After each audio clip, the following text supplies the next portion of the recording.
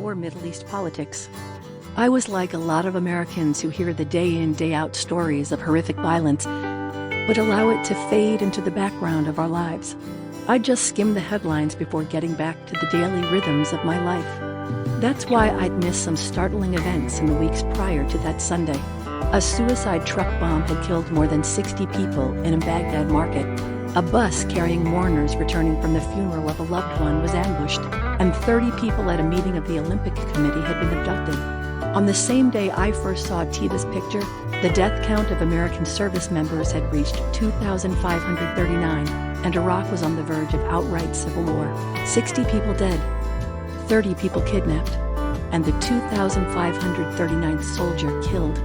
Back then, those were all just numbers to me, sound bites that had been going in one ear and out the other for years. Until that day, seeing Tiba was like a slap in the face. Suddenly, I was staring into the eyes of one little girl who put a human face on the stream of bad news coming out of Iraq. There was one quote from the article in particular that gave me a good hard shake, making me decide to do something. From the caption of Tiba's photo, I read this quote from her father, Farat. She's already asked about getting a wig. A wig, I thought. Maybe I can get her a wig. Only a few months prior, I'd co-chaired a fundraising event for Wigs for Kids, a nonprofit organization that makes custom human hair wigs for kids who have lost their hair due to illness or injury. Sitting on my work to-do list at that moment were a bunch of follow-up tasks still lingering from the Wigs for Kids fundraiser, so it was still fresh in my mind. I grabbed scissors from the kitchen drawer, and without taking my eyes off Tiba's face, I clipped out the article, headed upstairs to my home office, and made a photocopy. I taped the original to the wall over my desk, and I folded up the copy and placed it in the pocket of my golf jacket. At that moment, I knew I wouldn't stop until I found her, no matter how long it took. I felt a steely determination that was different from anything I'd experienced in the past, even with my trademark laser focus. I was still staring into Tiba's eyes, and I realized I was crying. "Help me," her eyes begged. "I will." I hadn't wanted to help with the Wigs for Kids event to begin with. It violated my #1 rule of volunteer work: no kids.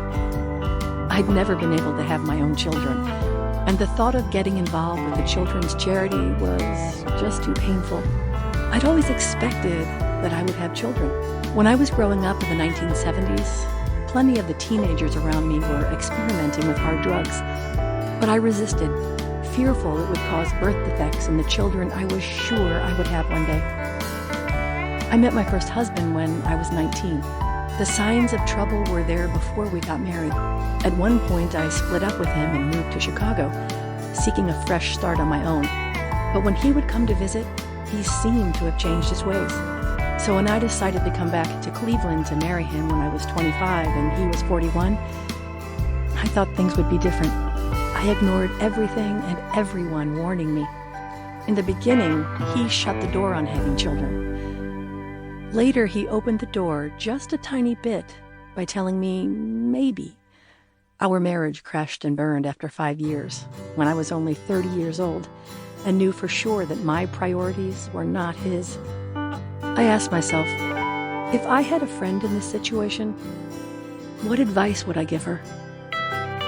I would tell her that she should leave, and I knew I needed to take my own advice. And I never looked back.